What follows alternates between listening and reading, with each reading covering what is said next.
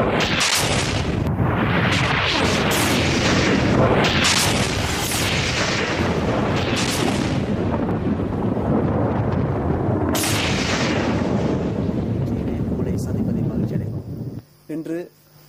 எமது மினி நிகழ்ச்சியிலே நகரபிதா கொழும்பு மாநிலத்தின் நகரபிதா முசாமில் அவர்களும் அதேபோல் முன்னாள் பிரதி நகரபிதாவும் தற்பொழுது ஆளுங்கட்சியின் உறுப்பினர் அல்லது எதிர்கட்சி ஆளுங்கட்சியின் எதிர்கட்சி குழப்பம் தான் இந்த கட்சி நீங்கள் சொல்றதிலேயே எங்களுக்கு குழப்பமா இருக்கு அசாத் சலி அவர்களும் கலந்து கொள்கிறார்கள்.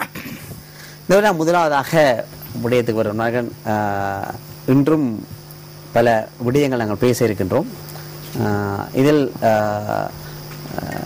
இன்று அரசியலிலே பல மாற்றங்கள் சிறுபான்மையின மக்கள் மத்தியிலே ஏற்பட்டிருக்கிறது. இந்த மாற்றங்கள் ஒரு பக்கம் சர்வதேச அழுத்தம், இதைவிட விலை உயர்வுகள், வாழ்க்கை செலவு அதிகரிப்பு, இதன் பின்பு இன முரண்பாடுகள் என்று பல திசைகளை நோக்கி இந்த அரசியல் நகர்ந்து கொண்டிருக்கிறது.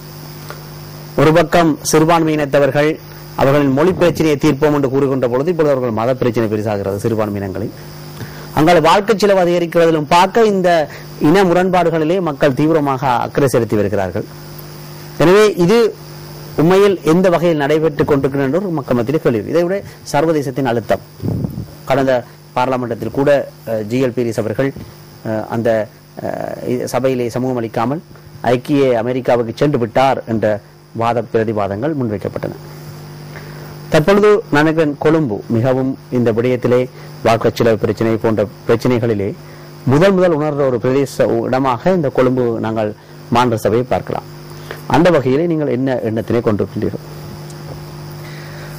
ரங்கா, திரும்பவும் உங்களோடு வந்து ஒரு சம்பாஷணைக்கு வருவதற்கு கிடைத்த வாய்ப்புக்கு நன்றி கூறிக்கொண்டு, இன்றைக்கு அரசியலில் நடந்து கொண்டிருக்கக்கூடிய விஷயங்கள் எல்லாத்தையும் ஒரு சிறு, அதாவது ஒரு நிமிஷத்துக்குள்ள இந்த இருக்கக்கூடிய பிரச்சனைகள் எல்லாத்தையுமே நீங்க சொல்லிட்டீங்க.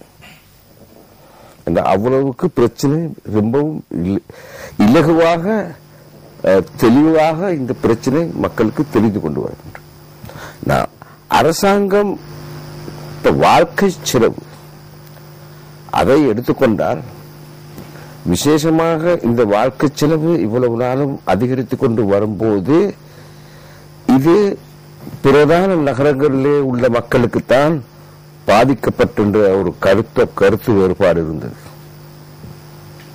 அதாவது ஏர்பன் மக்கள் தான் இதுக்கு எஃபெக்ட் ஆகிவிட்டது. ஆனால் கிராமிய மட்டத்திலே மக்களுக்கு இன்னும் அந்த வாழ்க்கை செலவு அவர்களுடைய அந்த ஷாக் இன்னும் அவர்களுக்கு படவில்லை என்ற ஒரு கருத்தும், இந்த வாழ்க்கை செலவு கூடிக்கொண்டு போகும்போது அப்படியான ஒரு கருத்தோடு அரசாங்கம் நினைத்துக் கொண்டிருந்தார்.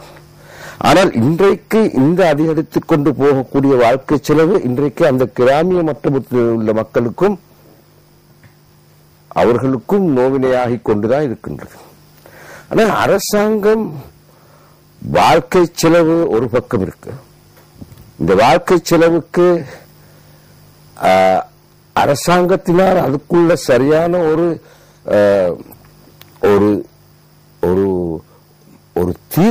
தீர்வோ காணக்கூடிய நிலையிலே அரசாங்கம் இல்லை. அரசாங்கம் இப்போது அவர்களுக்கு இந்த அரசாங்கம், அதாவது இந்த எக்கானமி, அதாவது இதை பரிபாலிக்க தெரியாத ஒரு நிலையிலே அரசாங்கம் மாட்டிக்கொண்டிருக்கின்றது. இன்றைக்கு பாருங்கள், நேஷனல் சேவிங்ஸ் பேங்க், இந்த நேஷனல் சேவிங்ஸ் பேங்க்கு இது மக்களுடைய, பொதுமக்களுடைய, எளிய மக்களுடைய பணம் தான் அங்கே சேர்த்து கொண்டிருக்கின்றது. இன்றைக்கு அதிலே 390 மில்லியன் அங்கே, அதாவது வஞ்சகமான நிலையிலே மக்களுடைய பணத்தை அங்கே அபகரித்துக் கொள்கிறார். ஒரு பக்கம் கரப்ஷன், அதாவது அரசாங்கம் இன்றைக்கு இந்த கரப்ஷன், இது ஒரு பக்கம் அவர்களுக்கு தேவையான, அவர்களுடைய நண்பர்கள் அவர்களுக்கு தேவையான பணத்தை அபகரித்துக் கொண்டு போகிறார். மக்களுடைய பிரச்சனைக்காக வேண்டி, மக்களுக்கு இன்றைக்கு முன்னோக்கி கொண்டிருக்கக்கூடிய பிரச்சனைகள், வாழ்க்கை செலவுக்கு இந்த வாழ்க்கை செலவை குறைப்பதற்கு இந்த அரசாங்கத்துக்கு எந்த விதமான ஒரு திட்டமோ ஒரு சிந்தனையோ கிடையாது. இந்த வாழ்க்கை செலவு கூடிக்கொண்டு போகும்போது இவர்கள் என்ன செய்கிறார்கள், அங்கே ஒரு மத பிரச்சனையை கொண்டு வந்து சேர்க்கிறார்கள்.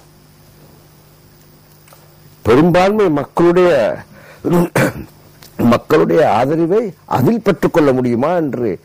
ஆனால் இலங்கை பொறுத்தவரையிலே, இந்த நாட்டை பொறுத்தவரையிலே மக்கள் அவ்வளவு தூரத்துக்கு பேரினவாத மக்கள் அல்ல. சிங்கள மக்கள் என்று சொன்னாலும் அப்படி பேரினவாதத்துக்கு அவர்கள் அரசாங்கம் பலகத்காரமாக மக்களுக்கு பேரினவாதத்தை போதிக் கொண்டிருக்கின்றது. இதை போஷணை செய்ய பார்க்கிறார்கள். இதிலே இருந்து தனது அரசியல் தோல்விகளை, அரசியலால் தான் பெறக்கூடிய தோல்விகளை அதற்கு மக்களுக்கு ஒரு கண்ணுக்கு மண் தூவிக்கூடிய ஒரு நிலையில் இந்த அரசாங்கம் எங்க போய் கொண்டிருக்கின்றது. அதாவது இன்றைக்கு இந்த நாட்டிலே யுத்தம் முடிந்து விட்டது, ஆயுத போராட்டம் தான் முடிந்து விட்டது. ஆனால் இந்த ஆயுத போராட்டத்துக்கு ஆன உண்மையான காரணங்களை இன்னும் சரியான முறையிலே சிந்தித்து இதற்கு பரிகாரம் கொடுப்பதற்கு அரசாங்கம் திட்டமில்லை. இன்றைக்கு அதற்காக அரசாங்கத்தின் ஒரு திட்டத்தை கொண்டு வைத்தார்கள் LLRC. அந்த LLRC ரிப்போர்ட்டை கூட அரசாங்கம் அவர்களுடைய ஓன் ரிப்போர்ட், இதற்கு கூட அரசாங்கம் மதிப்பு கொடுப்பதற்கு தயாராக இல்லை. இன்றைக்கு அரசாங்கம் இந்த LLRC ரிப்போர்ட்டையும் இன்டர்நேஷனலைஸ் பண்ணியாச்சு. அதையும் கொண்டு போய் சர்வதேசத்திலே சிக்கிக்கொண்டாங்க. எங்களுடைய பிரச்சனைக்கு நாங்களே தீர்வு காணுவோம் என்று சொல்லக்கூடிய அரசாங்கம், எங்களுடைய பிரச்சனையை நாங்கள் எப்படி தீர்வு காணுவோம் என்று அரசாங்கம் ஆராய்ந்து ஒரு ரிப்போர்ட்டை செய்து எடுத்தால் அரசாங்கம் அதை அமுல்நடத்துவதற்கு அரசாங்கத்துக்கு தான் அதன் பொறுப்பு. இப்ப அந்த பொறுப்பை தூக்கி, அதாவது அந்த பொறுப்பை தூக்கி இன்டர்நேஷனலுக்கு கொண்டு போய் வச்சுட்டாங்க. சர்வதேசத்திலே கொண்டு போய் இந்த பொறுப்பு, நீங்க இந்த நல்லிணக்க ஆணைக்குழு கூட சர்வதேச மயப்படுத்தப்பட்ட ஒரு பிரச்சனையாக மாற்றப்பட்டு இது யாரு செய்யுது? அதாவது யானைக்கு வெட்டிய குழியில் மனிதன் விழுந்த மாதிரியான ஒரு கதையாக மாறிவிட்டது. நீங்க உண்மை, இதனுடைய உண்மை இது. ஏனென்றால் இந்த வகையிலே நாங்கள் இதை பார்லமெண்ட் பிரதி குழுக்களின் தலைவரும் EPDP பார்லமெண்ட் சந்திரகுமார் அவர்கள் இந்த கருத்துப்படான கருத்தை முன்வைத்திருந்தார் பார்லமெண்டத்தில். இந்த கலையகத்திலே அதையும் போடுவதற்கு நாங்கள் தயாராக இருக்கின்றோம். உண்மையில் இதற்கு அப்பால் நாங்கள் தொலைபேசி இலக்கத்தை நாங்கள் இந்த தொலைபேசி இலக்கத்தை நீங்கள் தொடர்பு கொள்வதன் ஊடாக உங்களுடைய வினாக்களை நீங்கள் தொடுக்கலாம். ஆனால் இதில் இன்னொரு விடயம் இருக்கிறது. அதாவது இன்று ஆளும் கட்சி இவ்வளவு பிரச்சனைகள் நீங்கள் கூறுகின்ற மாதிரி, ஒரு பக்கம் நான் சமைத்த உணவே எனக்கு நஞ்சாக மாறுகிறது, நான் சமைத்த உணவையே எனக்கு சாப்பிட முடியாமல் இருக்கிறது, நான் சமைத்து தான் சாப்பிடுவேன், கடையில் சாப்பிட மாட்டேன், எனக்கு வேறவர்கள் சாப்பாடு அனுப்ப வேண்டாம் என்று அரசு கூறுகிறது, ஆனால் சமைத்த உணவே எனக்கு எதிராக மாறுகிறது, அது நஞ்சாக மாறுகிறது என்ற வகையிலே நீங்கள் கருத்தினை முன்வைக்கின்றீர்கள். இதை விட வாழ்க்கை சுமை, பொருளாதார சுமை என்று பல பிரச்சனைகள் இருக்கின்றன. ஆனால் எதிர்கட்சி இந்த வகையிலே எந்த வகையான அழுத்தத்தை இதற்கு கொடுக்க போகிறது? எதிர்கட்சி என்ன வகையான அழுத்தத்தை நீங்கள் ஏற்கனவே கூறுறீர்கள்? அங்கா ஏர்பன் ரூரல்லே எந்தெந்த கட்டத்திலே இந்த பொருளாதார சுமை போய் சேர்ந்திருக்கிறது என்றதை தெளிவாக வரும். ஆனால் எதிர்கட்சிகள் என்ன நடவடிக்கை எடுக்கும் என்று நீங்கள் நினைக்கிறீர்கள்? இந்த விடயத்தை மக்களிடம் கொண்டு செல்வது. உதாரணமாக என்று பார்த்தீர்கள், இன்று யாலங்கா நிறுவனத்திலே 19 பில்லியன் நட்டம் ஏற்பட்டிருக்கிறது. இந்த சமுர்த்தி இலங்கைக்கு பூராக நாங்கள் வழங்குகின்ற சமுர்த்தி 7 பில்லியன். நாங்கள் சமுர்த்தியை 3 மடங்கு பெருக்கினோமாக இருந்தால், 3 மடங்கு அதிகரித்தமாக இருந்தால் கூட 21 பில்லியன் தான் வரும். 19 பில்லியன் யாலங்காவிலே லாஸ். ஆனால் இதையெல்லாம் பாமர மக்கள் அறிந்திருக்கிறார்களா என்று நாங்கள் ஒரு பத்திரிகை எடுத்தோமாக இருந்தால் கூட சுமார் 20,000 பேர் ஒரு பத்திரிகை வாசிப்பார்கள். ஆனால் எப்படி நீங்கள் கூறிய கருத்துக்கள் இது கொழும்பில் இருக்கின்ற கொழும்பு செவனுக்குள் மாத்திரம் இருந்து விடுகிறதா, அல்லது இது அதாவது அன்றாதபுரம் மதவாட்சி வரை செல்கிறதா? அதை செல்வதற்கு ஐக்கிய தேசிய கட்சியிடம் இருக்கிற வேலை திட்டம் என்ன? ரங்கா, மக்களுடைய இன்றைக்கு பாமர மக்களுக்கு இந்த அரசாங்கமோ அரசியல்வாதிகள்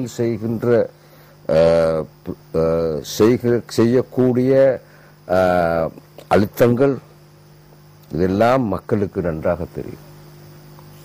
மக்களுக்கு இது தெரியவில்லை என்று சொல்லி அரசாங்கமோ நாங்களோ நினைத்துக் கொண்டிருந்தால் நாங்கள் எங்களையே ஏமாற்றிக் கொள்வோம். ஆனால் மக்கள் நினைக்கிறார்கள் இதற்கு அரசாங்கத்தோட வெறுப்பு, வெறுப்பு மக்களுக்கு இருக்கின்றது. ஒவ்வொரு பிரதேசத்தை நீங்கள் எடுத்துக்கொண்டு போய் பார்த்தாலும் அங்கே இருக்கக்கூடிய அரசாங்கத்தின் தலைவர்கள், அமைச்சர்கள், அங்கே அவர்களுக்கு மக்கள் மீது அங்கே போய் செல்ல முடியாத நிலையிலே இருக்கிறார். அவர்களுக்கு மக்களுடைய ஆதரவு அங்கே இல்லை. இது அரசாங்கத்தின் பலத்தோடு இவர்கள் நினைக்கிறார்கள் எதிர்க்கட்சி ஒரு பலகீனமாகிக் கொண்டிருக்கின்றது. எதிர்க்கட்சியின் பலகீனத்தினால், எதிர்க்கட்சியின் பிளவுகளினால், எதிர்க்கட்சி இந்த பிரச்சனையை மக்கள் மத்தியிலே சரியான முறையிலே எடுத்து வைக்கிறார்கள் இல்லை என்ற ஒரு நினைப்பாட்டிலே அரசாங்கம் நினைத்துக் கொண்டிருக்கிறார். எந்த ஒரு அரசாங்கமும் இந்த ஜனாதிபதி அண்மையில் உங்களுக்கு தெரியும் ஒரு சுனாமி அலர்ட் ஒன்று வந்தது. அது ஒரு ஜோக்காக கதைத்துக் கொண்டிருக்கின்ற பொழுது இது பார்லமெண்டத்திலே பேசிக் கொண்டிருந்தார்கள். அதாவது சுனாமியிலே ஒரு ஹெலிகாப்டர் வருகிறது, அதில் ஜனாதிபதியிடம் கூறுகிறார்கள் ஒரு வெளிநாடு ஒன்று, இதில் ஒரு ஆள் தான் ஏற முடியும், நீங்கள் தீர்மானியுங்கள், உங்களது சகோதரனையா, உங்கள் மனைவியையா, உங்கள் மகனையா இதில் ஏற்றிக்கொண்டு செல்ல போகிறீர்கள். தர்ம சங்கடமான நிலைமை. 3 பேர் தான் இருக்கிறார்கள், 3 பேரும் முக்கியமானவர்கள். அப்பொழுது யாரை இவர் ஏற்ற போகிறார் என்ற பொழுது ஜனாதிபதி கூறினாராம், இவர்கள் 3 பேரையும் விட எனக்கு தேவை எதிர்க்கட்சி தலைவரை தான் காப்பாற்ற வேண்டும் என்று. அதை கேட்ட பொழுது அவர் கூறினாராம், இந்த 3 பேரும் என் பெயரால் எனக்கு காப்பாற்றிக் கொள்ள முடியும், ஆனால் இவர்கள் 3 பேராலும் எனக்கு பலத்தை தர முடியாது. எதிர்க்கட்சி தலைவரை நான் காப்பாற்றி விட்டால் அதனூடாக எனக்கு பலம் பெறும், அதனூடாக நான் 3 பேரையும் காப்பாற்றுவேன் என்ற ஒரு கதை கூட பேசப்பட்டது. எனவே இதை நீங்க சிரிக்கிறீங்க, நீங்க உடன்பாடு இல்லையா உங்களுக்கு?